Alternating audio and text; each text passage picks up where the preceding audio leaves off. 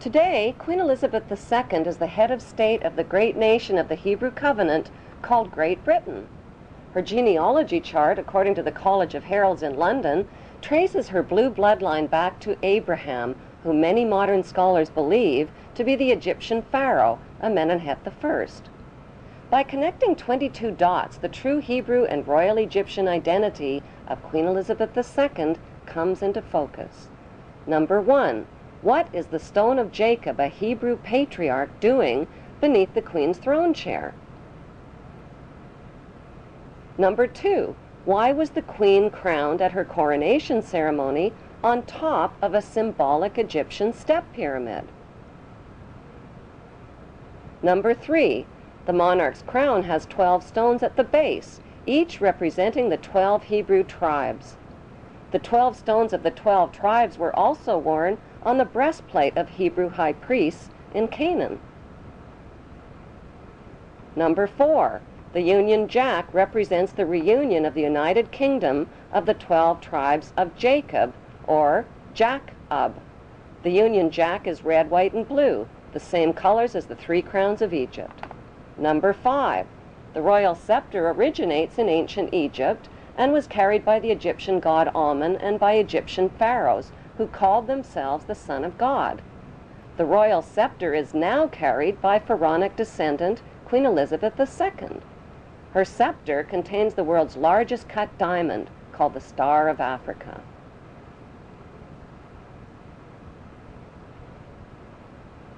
Number 6.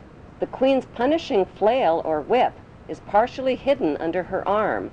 The flail or whip also originates with the pharaohs of ancient Egypt. Number 7. The symbol of the bee can be found within the Queen's royal wardrobe. In ancient Egypt, bees were the symbol of Egyptian royalty as well as the symbol of Egypt. Number 8. The symbols on the British coat of arms reveal Britain's Hebrew origin. According to the Bible, the harp symbolizes the Hebrew King David. The biblical lion and unicorn holding up the shield symbolize the nation of Israel.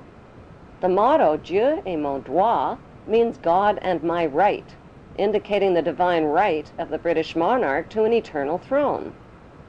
Number 9. The headdress worn by judges and the Queen's high-ranking officials originate in ancient Egypt.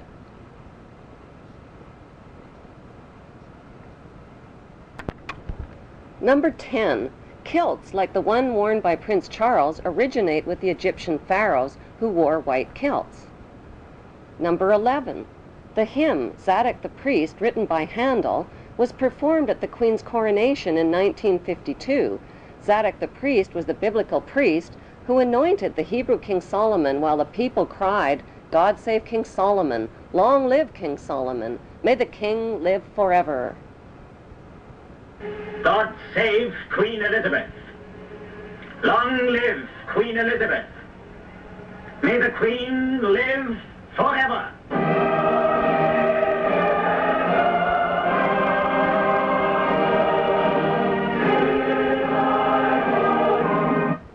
Number 12. During the coronation ceremony, the Queen turns to face the 4 corners of the globe.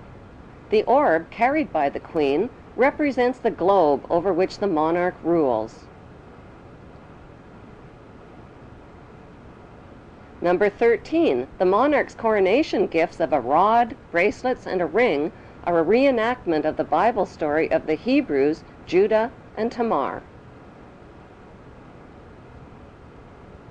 Number 14. Royal jubilees originate in ancient Egypt. Egyptian pharaohs celebrated their jubilees after 30 years of rule. In pharaonic tradition, the Queen has celebrated both silver and golden jubilees.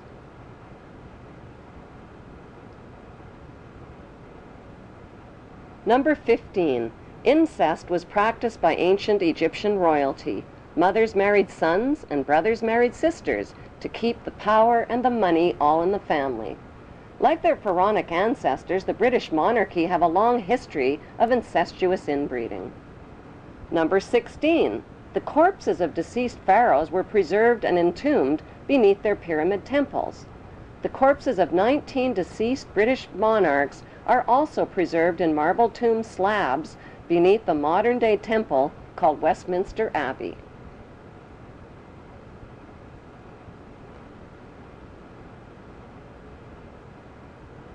Number 17. The ancient pharaohs advertised their power with their image on coins and stone monuments. The power of the queen worldwide is advertised with her image printed on more coins and stamps than any other head of state in history.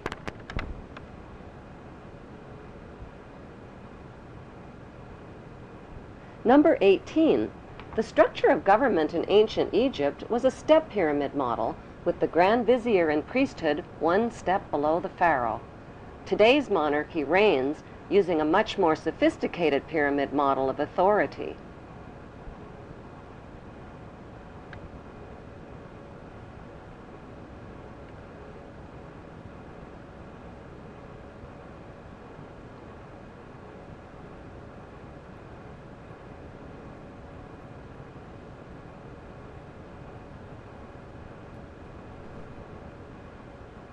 Number 19.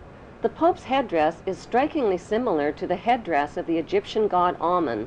His bent cross resembles the scepter of Amun. Number 20. Like the Egyptian pharaohs, British monarchs wear signet rings, which over the millennia have been passed down from their Hebrew ancestors. Number 21. The British Mint recently printed legal tender coins called the One True Ring and the Ring of Power. On one side of the coin is Queen Elizabeth II.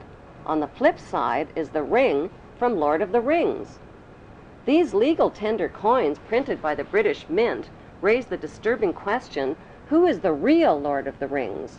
One ring to rule them all. The inscription on the ring reads, "One ring to rule them all, one ring to find them, one ring to bring them all, and in the darkness of their ignorance bind them." Number 22. The covenant that the biblical God gave to Abraham was a promise to make his name great and to make for him a great nation. Today, Great Britain is the only nation called great. In Hebrew, the word Britain literally means land of the covenant, and British means man of the covenant. How on earth did the Hebrew throne of ancient Egypt and Canaan end up in Great Britain under Queen Elizabeth II?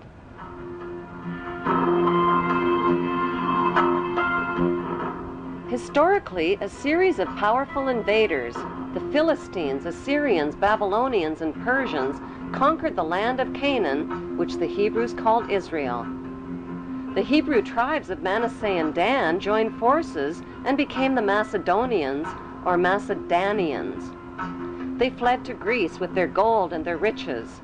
They wore white kilts like the Egyptian pharaohs, played goatskin bagpipes, adopted the Greek culture, and settled along the river Danube, which they named after the tribe of Dan. By 322 BC, their leader, Alexander the Great, reconquered Egypt and appointed his general Ptolemy I as the new Hebrew pharaoh of Egypt.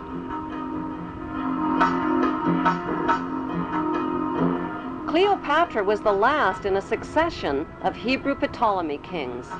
Although Cleopatra is considered to be the last of the Egyptian pharaohs, author Ralph Ellis claims that Jesus was the last of the Hebrew pharaohs of Egypt.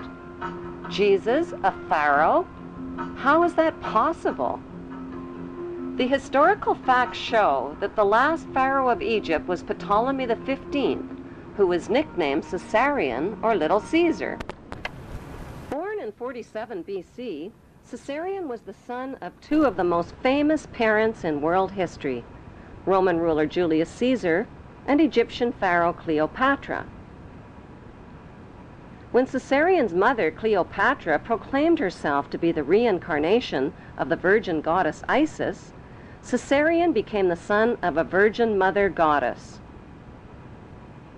When Caesarion's father, Julius Caesar, was elevated to the status of God by the Roman Senate, Caesarion was recognized as the son of God and heir to God's kingdom, the Roman Empire.